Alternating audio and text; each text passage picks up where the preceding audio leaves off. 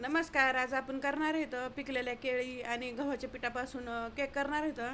ते झटकीपट तयार होतात. मुलांच्या डब्यामध्ये असं केक करून दिला तर मुलं हमेशा असंच मागतील. आणि चवीला एकदम भन्नाट असं लागत आहे. रेसिपीला सुरुवात करू. 1.5 वाटी गव्हाचं पीठ घेतलेलं आहे.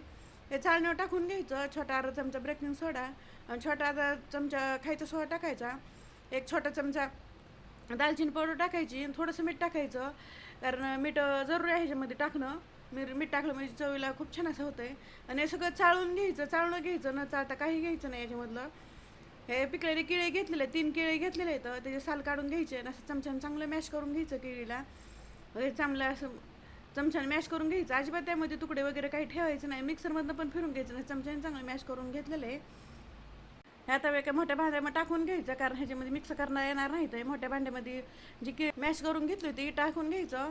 आणि पाऊण वाटी पिठी साखर घेतलेली मिक्सरमधनं फिरून घेतलेली.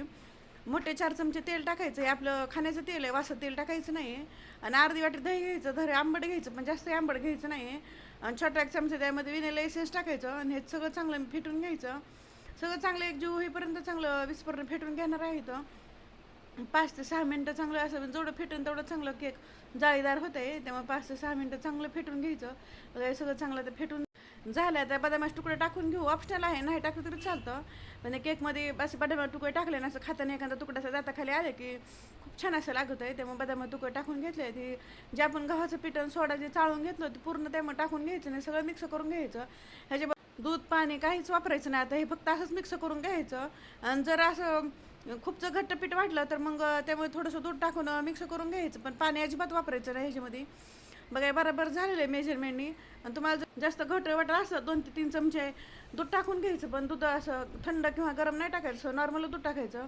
ते मिक्स करून घ्यायचं. एक टीम घेतलेलं आहे, त्याला तेल लावून ग्रीस करून घेतलेलं आहे.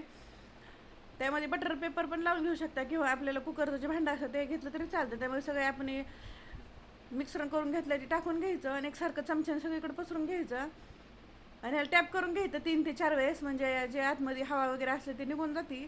10 मिनटासाठी कढई प्रीहीट करायला ठेवली होती. कढई चांगली प्रीहीट झाली. त्यामध्ये प्लेट किंवा स्टँड असं काही ठेवायचं खाली बुडाला, आणि त्यावरती स्टीम ठेवून द्यायचा. त्यावर झाकण ठेवायचं. लगेच जास्त उघडं ठेवायचं नाही. जास्त उघडं ठेवलं तर केक खाली दबत आहे, असं फुगत नाही आहे. आणि जे मोठं गॅसचं बर्नर असं त्यावरती बारीक गॅस करून 35 मिनटं ठेवायचं. 35 मिनटापर्यंत अजिबात त्याला उघडून बघायचं नाही आहे. 35 मिनटानं चांगला केक असं झालेला आहे. आता फुगला आहे पण छान. आता त्या टूथपिक किंवा चाकू टाकून बघायचं असं मधोमध. बघा चाकू असा क्लीन आलेला आहे. आता केक चांगला तयार झाला आहे.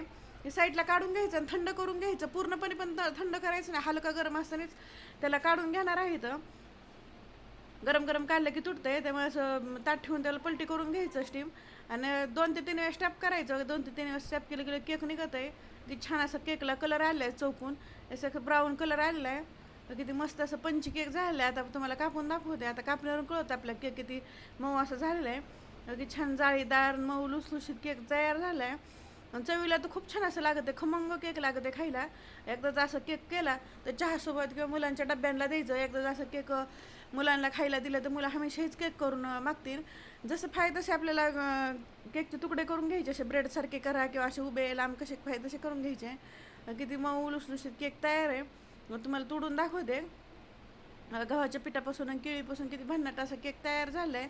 मी ह्याच्यामध्ये साखर वापरलेली. तुम्हाला अजून जर पौष्टिक जर करायचं असलं त्यामध्ये गुळ पावडर किंवा बारीक असं चिरून गुळ जर घेऊन टाकलं तरी चालतंय.